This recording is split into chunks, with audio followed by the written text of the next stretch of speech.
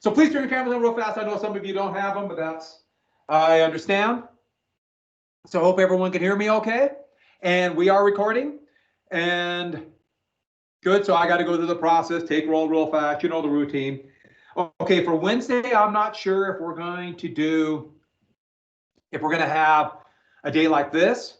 So everyone has to check in. So a school day like Monday, Tuesday, or Thursday, Friday, or we're going to go back to the Wednesdays we have been doing for the first quarter and a half, where I will film one class and have you turn it in.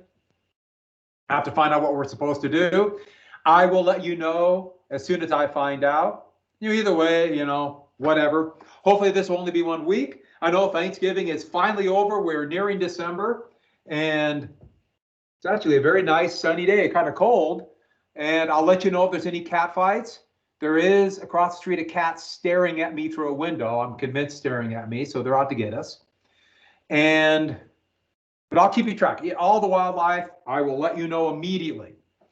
And I did drop a quiz on what chapter was it? 13, the chapter on Manifest Destiny. And so get that done as soon as you can. I'd like it done by tomorrow. I think there's 10 or 12 questions. It's once again, this is just a basic quiz, just a basic reading quiz.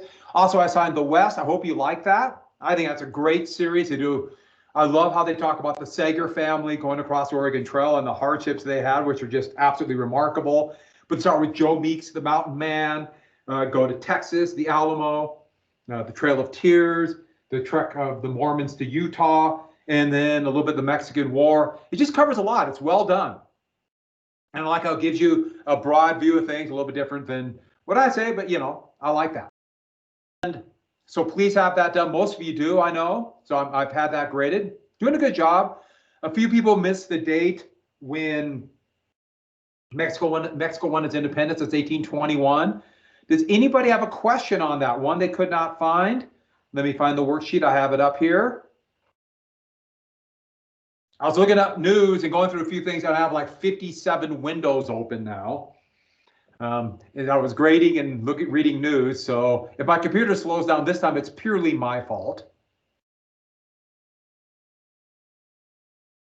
No questions? Okay, I'm not going to assign anything for tonight, so I'll let you finish the quiz and also the West. And tomorrow I'm going to put up a thing, or there'll be a little bit of reading, but also something we'll talk about today called the positive good theory of slavery. It's going to be a packet on a bunch of stuff in the Civil War. And it's things that normal school year, I would do it all. We are not in a normal school year. I don't know if you've noticed that. But let's just hope, once again, 1 week, and we'll be back somewhat normal.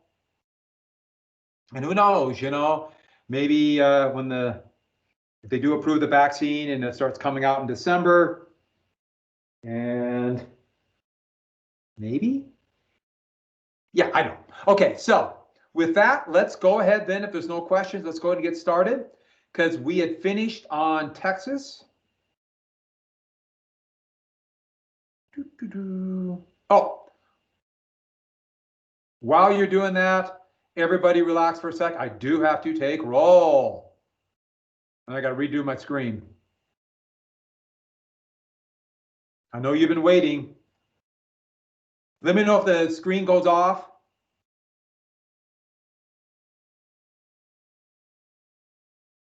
Oh, a few of you redid your short IDs, and I graded them, but I wasn't able to, for some reason, put them on Power School.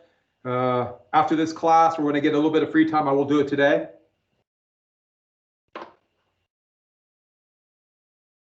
Come on, got to hit like 30 buttons. Nothing's ever easy.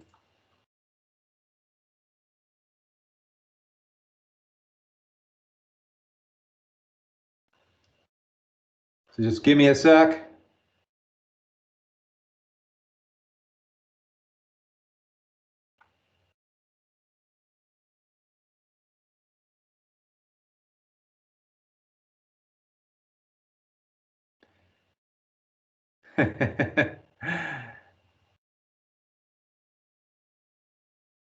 All right, I know this is exciting. It's a lot easier doing it with a seating chart. Maybe I should have you getting the correct seats from class, just so we don't get out of rhythm.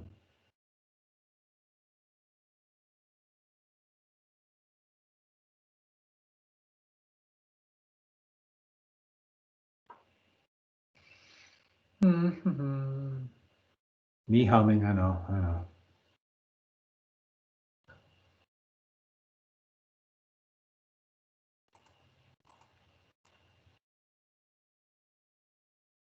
And let me know if you can't see the screen, but it should work.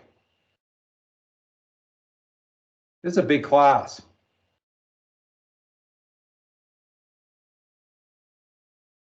Okay, so can you see the screen? So we talked about Texas yesterday, and the big thing was about that Texas won its independence at the Battle of San Jacinto, and Santa Anna, who was wounded. When we get back to class, I will show you the whole story about Santa Anna. We are not done with Santa Anna. I should add, he did lose his leg in this and have eventually over 1,000 pairs of wooden legs. There's a whole story with Santa Anna and wooden legs. And so Santa Ana signed its independence, but Houston was, I have the screen up here with Texas. Houston was now the president of this very weak republic. They had no population. They were in debt. People wouldn't come. They might go back to Mexico. He wanted to push the U.S. to annex them. That was his biggest hope. He never actually left the United States. But the big thing is he didn't want Mexico to take over. That's his number one goal. In the meantime, he had the election of 1840, and that was the log cabin and hard cider election.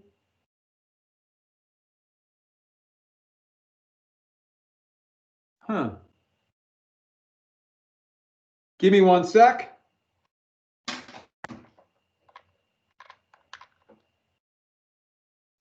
you can still hear me. So that was the log cabin and hard cider election. And that's the election where image became more important than anything else. It didn't matter what you actually did, what you actually believed in. What mattered was image.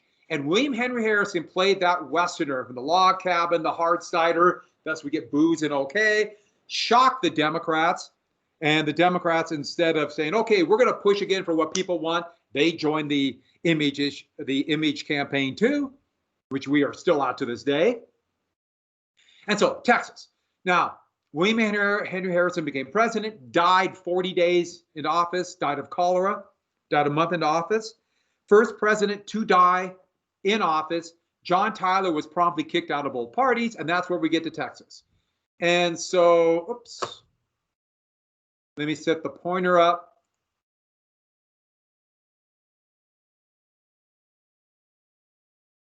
Okay, so I think we ended right here. Tyler wanted revenge, and I mentioned Abel Upshur, but I forgot to say one thing, so I typed in real fast. I would not forget. I thought I would mention it, but it came out of place.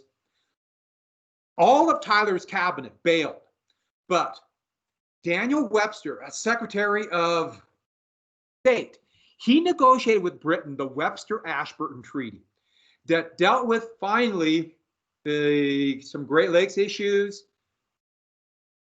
this border of what is now Minnesota, then it was still Wisconsin territory, and Maine.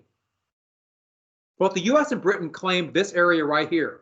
There's actually a war along the Aroostook River called the Aroostook War, and it was basically a war between lumberjacks. And this big fight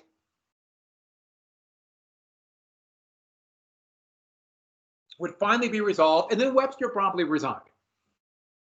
But Britain and the United States were not quite friends. They did not deal with the issue that bothered them the most, and that was Oregon territory. We'll come back to Oregon. So even though they signed this treaty with Britain, the U.S. and Britain were still rivals, very much so. So Abel Upshur became the new Secretary of State, a Virginian.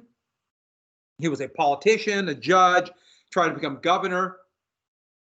And he was a believer, a devotee of that idea that the United States, the South, must unify to protect slavery. That was his goal in life, protecting slavery. That should remind you of the nullification issue. And that's where they thought the annexation of Texas could be that issue. That could be the wedge issue that would unify the South, but give Tyler his revenge. Tyler wanted revenge against both the Democrats and the Whigs. He was kind of also hoping to be president again. But this could be the issue, because by unifying the South to protect slavery, sorry, by unifying the South to protect slavery, this would hurt both the Whigs and the Democrats. And that's his goal, hurt them both. And so that's Abel Upshur. He's in office. That's his plan.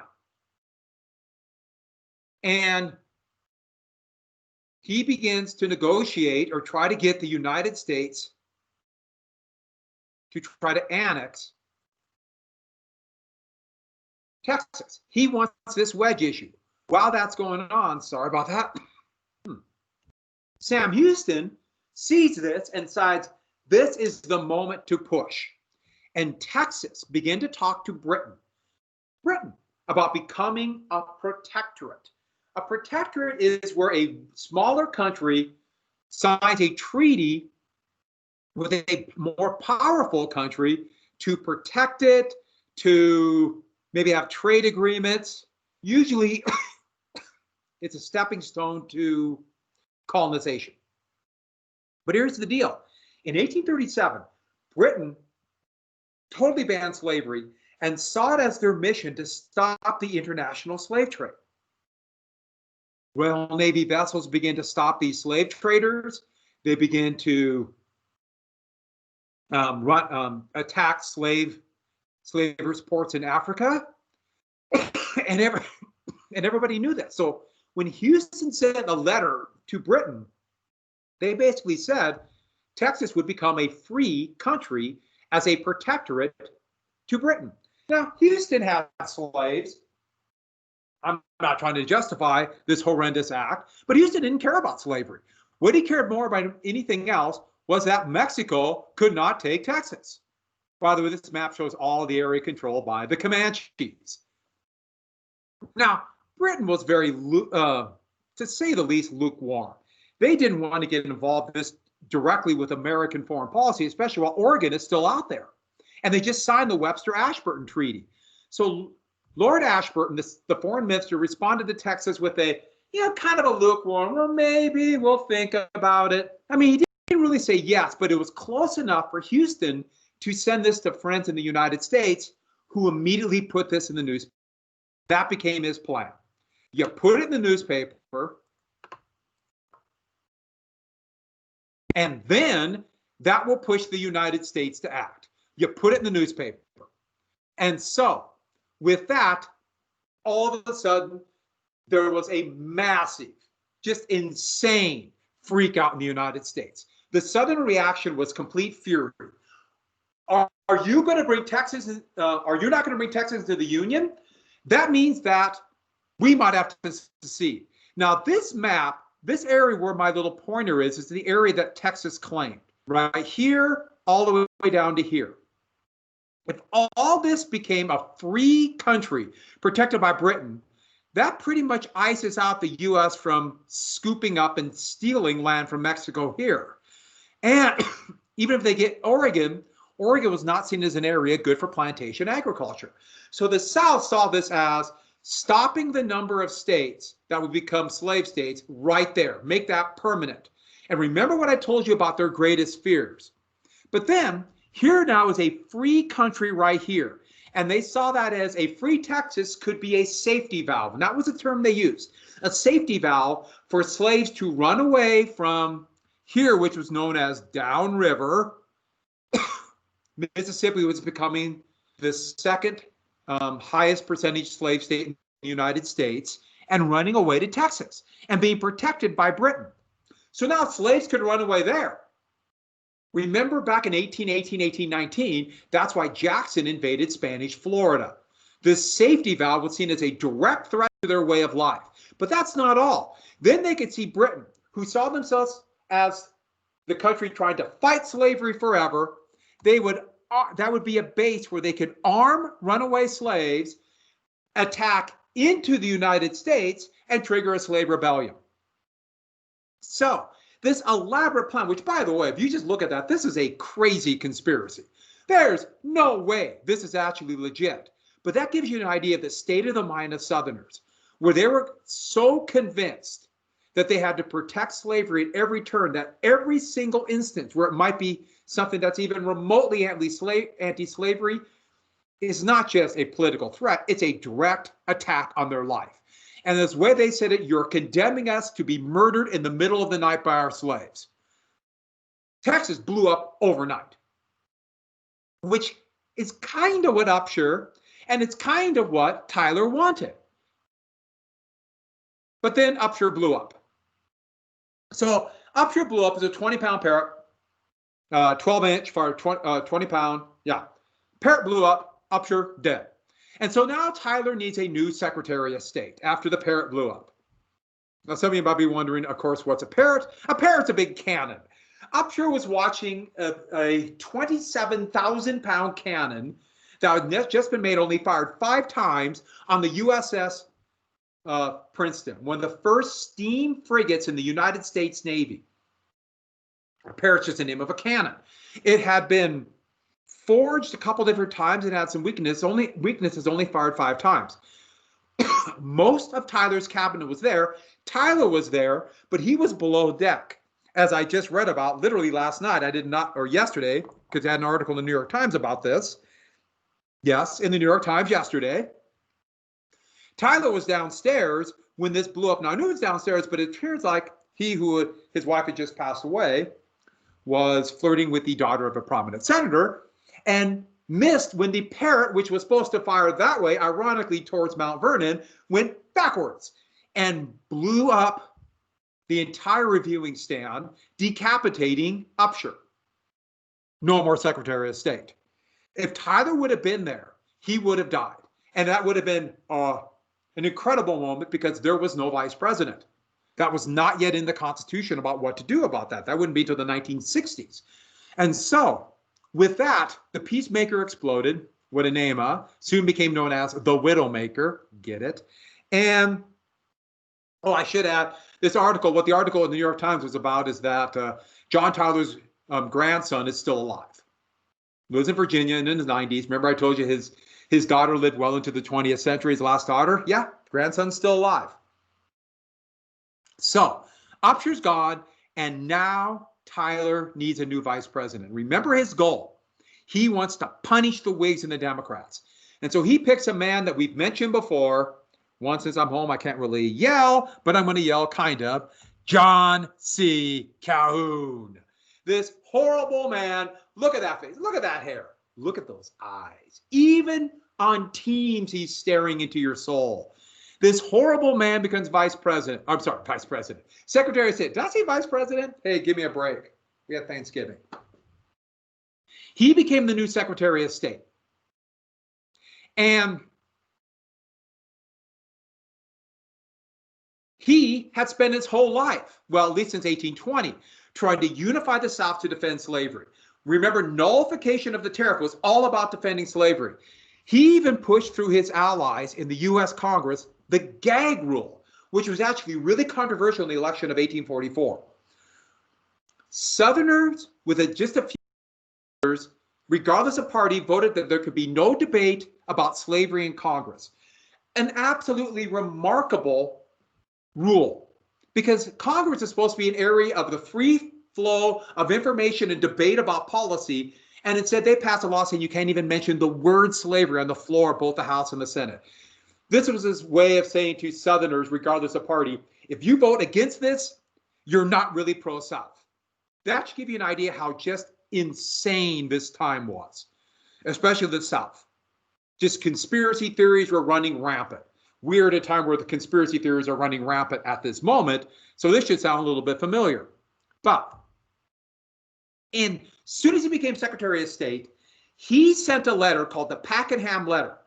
Lord Pakenham was the British ambassador to the United States. So he's the British ambassador to the U.S.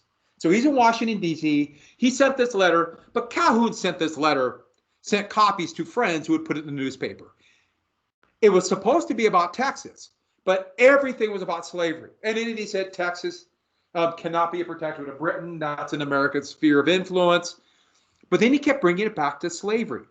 And this letter turned from Britain should not ally themselves with an independent Texas, that's U.S. area, to a full-throated defense of slavery that would be dubbed the positive good theory of slavery. And that is what I'm going to give you a little bit of this to read. It's one of the most remarkable documents in history, where it shows Calhoun's evil brilliance and how he was able to defend slavery as not just something good for him, people like him, big plantation owners, but it's natural. And it's not only should be pushed to the territories. Slavery is good for the slaves. It's civilizing them. It's better. Slavery's better than workers in factories in the North or Britain. It's one of the most remarkable documents. We'll talk about this more later, but this would become the full-throated defense of slavery that would become not only justification for civil war, but for years after the Civil War will be a defense of the South. But back to this. So he sent this out. He knew this would be really divisive, but it did not bring the annexation of Texas. It did not help Tyler be reelected, but it set the stage for this fight for the next 16 years towards a potential end for the United States.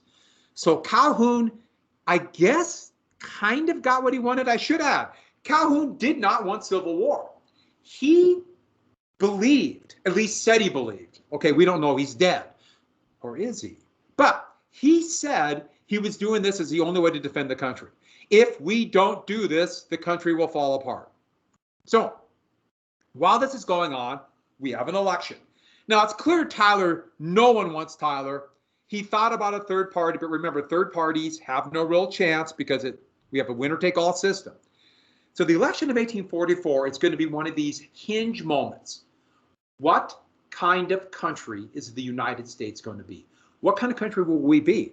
Because this election right here, it's saying what we will be now.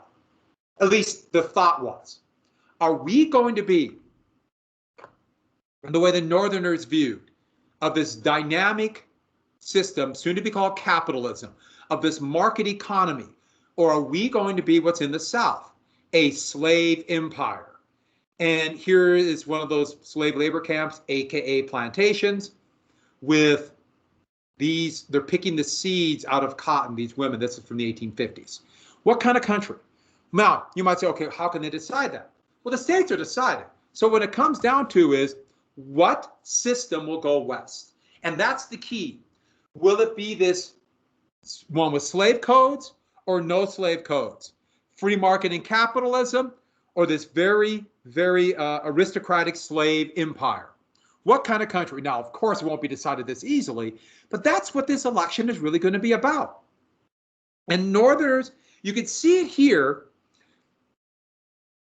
but Northerners are bitterly divided. Southerners are bitterly divided. This is an incredible election.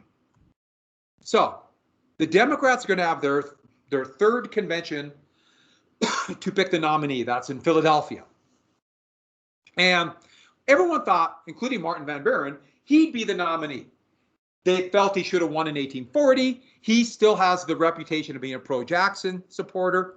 But a lot of Southerners thought he was a Trojan horse. Most of you probably know what the Trojan horse is.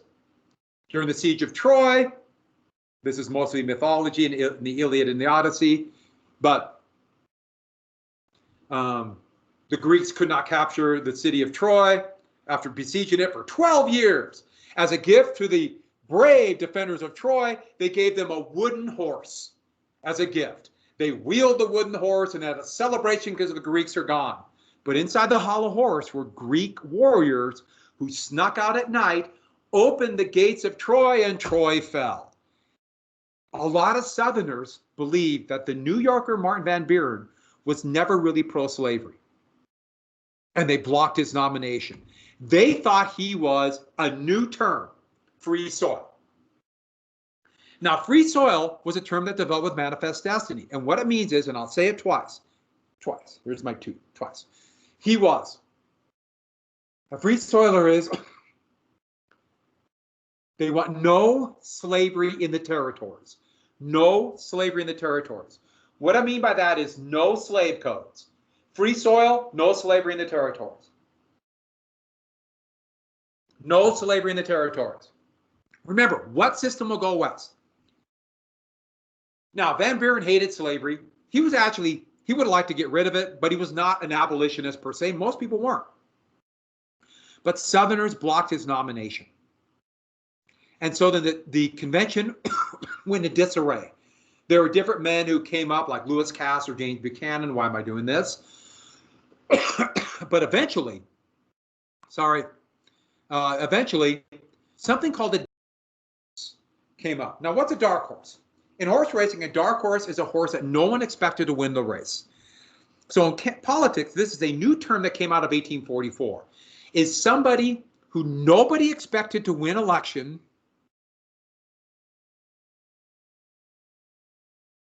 Okay, now there are two dogs biting at each other. No cat fights, dog fights. They're gone.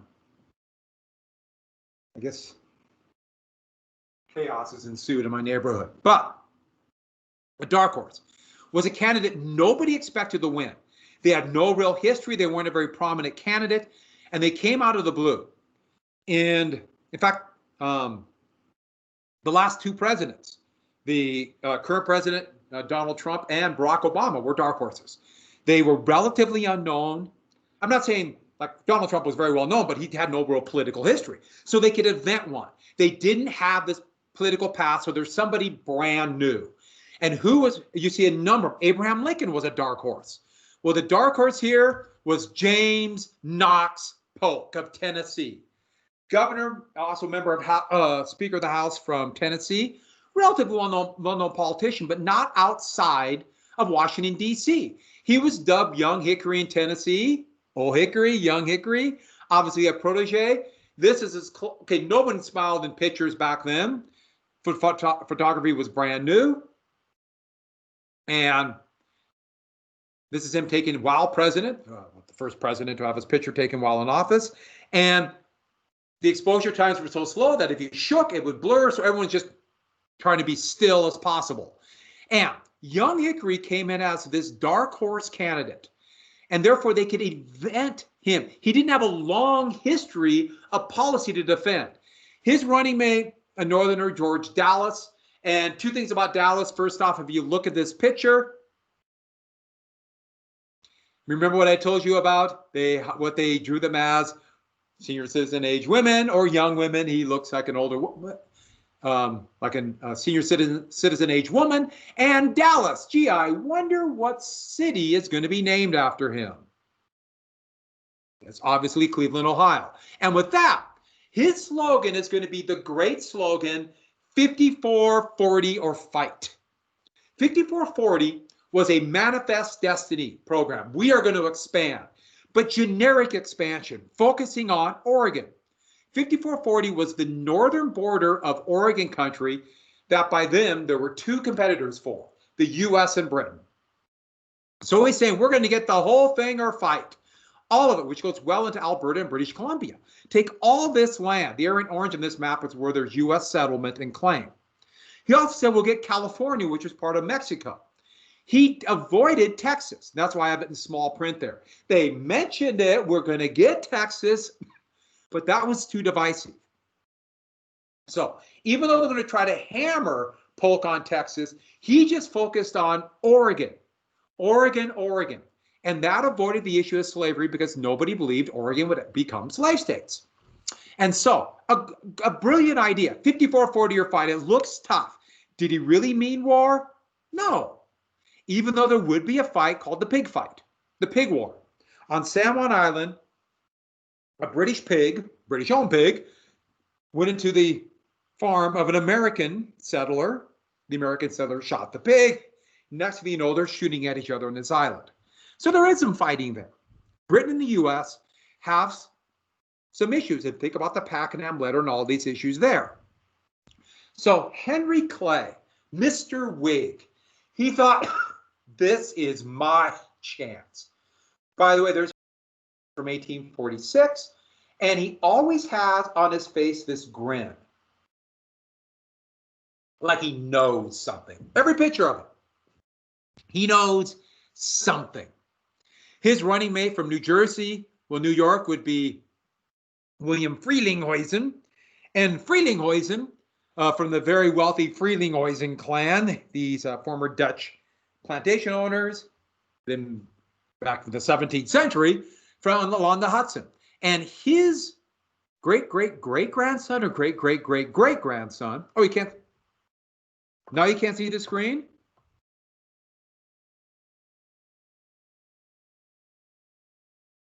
I'll click it off and on again, just give me 1 sec.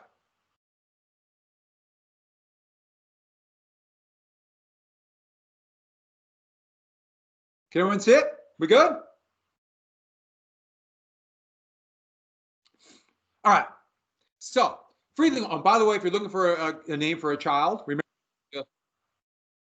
that wonderful name, Ticonderoga. Wouldn't Freeling be good for a kid?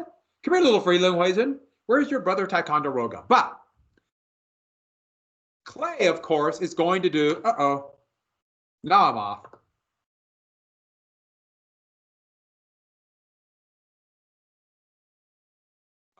Once again, that American system, tariff, bank, internal improvements.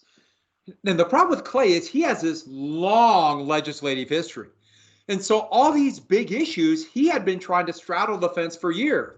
Like, for example, Texas, we'll annex it if Mexico wants it. Oregon, we'll see. He didn't want to make any statement that would divide the Whigs over slavery.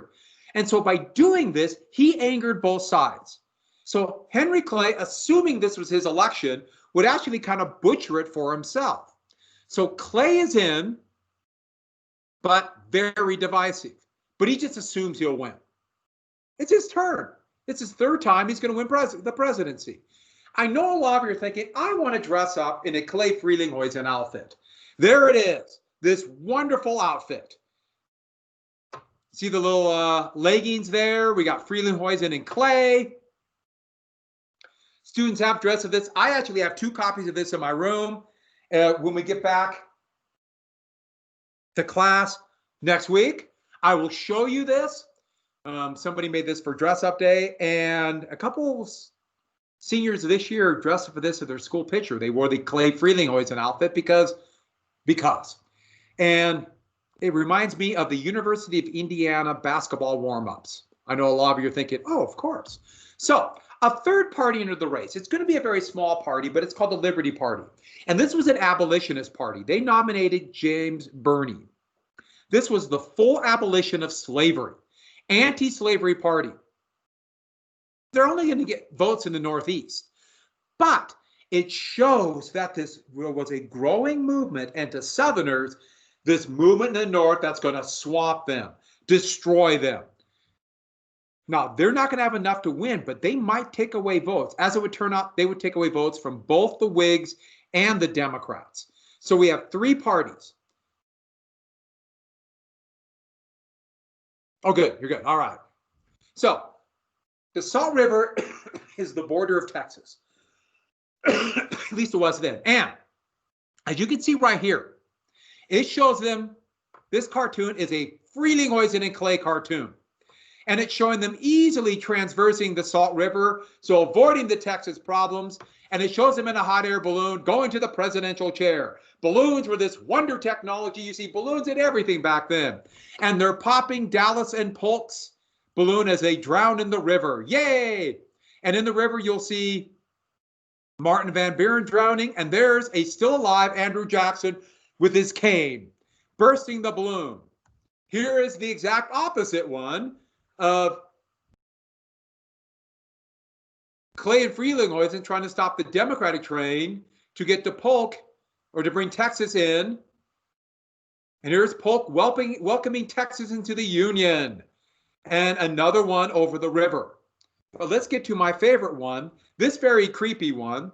And it's showing Polk riding the beast, which is Texas. And it says, I fear I cannot carry you to the presidential chair, the beast says. Polk, dear Texas, I know you can't. I wish I rode some other horse, but it's too late to repent. Implying this will hurt Polk. Now, I love this picture. First off, the beast is very creepy and doesn't look like Polk is actually kind of impaled into his neck. And look at the face of the beast. I've been showing this picture for a few years, and everybody sees the same person. Do you guys see Abraham Lincoln? Doesn't it kind of look like Abraham Lincoln? Now, Lincoln was absolutely unknown, didn't have a beard yet, but it's so funny how it looks like that. I guess Lincoln looked like this very familiar beast. But Polk would be elected president. Why put a question mark there? Well, a lot of the Whigs would blame the Liberty Party for the victory. But no, as it turns out, the Liberty Party equally took from both parties, so Polk was elected. But look how close the popular vote was. But that doesn't matter. The Electoral College. The Electoral College and winning New York and Pennsylvania, a lot of Democrats were there, and probably Free Soil Democrats, and Polk was elected president. But don't forget, Polk's president. But he's not going to be inaugurated for 5 months almost. It's not till March 3rd, 1845, that Polk will be inaugurated. Tyler is still the lame duck. And so those 5 months, Tyler's president, Polk is waiting to be inaugurated. Congress, Democrats in Congress, emboldened by Polk's victory, decided to take care of Texas once and for all. We're going to annex it. Now, originally they thought they had to do a treaty, which is what Jefferson did for Louisiana Purchase. But the Constitution doesn't say that. So what they decided to do was just a vote of Congress. Vote of Congress from both houses is a generic term, is called a joint resolution. So they would pass a joint resolution that would annex Texas. So they're going to begin the process of annexing Texas. They signed this law, brand new, never been done before, joint resolution. And the law said Texas would come in. It never really dealt with a lot of key issues, like actually how big Texas will be or things like that. But one thing it did say, and this is still the law to this day, Texas can be broken up into 5 states if Texas decides. If the Texas legislature in Austin, Texas decides we want to become 3 states, they vote, become 3 states. That means 4 additional members of the Senate. Texas thought about doing that in the 1850s. And the last time they seriously thought about doing that was the early 1960s to stop the civil rights movement. Because they did not want equal rights for all Americans, they were going to they talked about breaking up into more states to have more senators to block civil rights. They talked about it, ended up not doing it. By the way, this map is actually from 1854, but see the area in red? Comanche country. Remember what I told you. So they passed this law after a lot of debate by the end of 1850, or I'm sorry, by the end of February 1850 or 1845, end of February. So they passed it, end of February, with the idea being that Polk is inaugurated, and the first thing he would do after being inaugurated and swearing an oath to the United States, he would sign this bill, Texas into the Union. Polk would come in its first triumphant victory. The problem is this. There's still nearly a week that Tyler is still president. And Tyler got this, and he was still mad. He's still seething at both parties. And so Tyler signs it. Tyler, the lame duck president, signs the annexation. He's still lame duck. He signs it. Tyler's president when Texas comes into the Union. Not Polk, like the Democrats wanted. Tyler signed the bill. Absolutely infuriating the Democrats. So Tyler got the last laugh, and he rubbed it in. I should add one thing about this. Tyler would go back to Virginia, never really being a Whig, eventually joining the Democrats when they would become kind of by default the pro-slavery party by the end of the 1850s. He would join the Confederacy. He would be elected to the Confederate Congress, and then he died before he ever took his seat. 1862, John Tyler died. He'd be the only American president in history to be buried with a flag of technically another country, the traitorous Confederate flag. And so that's Texas. And now John Paul, oh, we almost forgot. While this is going on, the next to the last thing for today, Andrew Jackson's still alive. This lithograph is showing the death of Andrew Jackson. He is still a political force, but he is quite ill. I guess he hadn't really eaten anything in like 3 years. His stomach was so beat up from bad food and being shot. But he was finally dying a slow and agonizing death.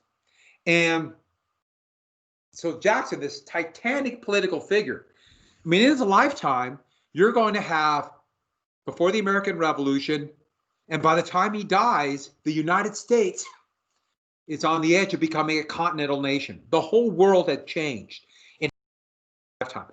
And he represents so many of the, you could argue, bad things about the United States and many of the good things. He is a fascinating character in American history. But one thing I should tell you, Andrew Jackson would be the first American president to have an assassination attempt. And that's a story. I'll begin class tomorrow. On that note, I am done. Are there any questions?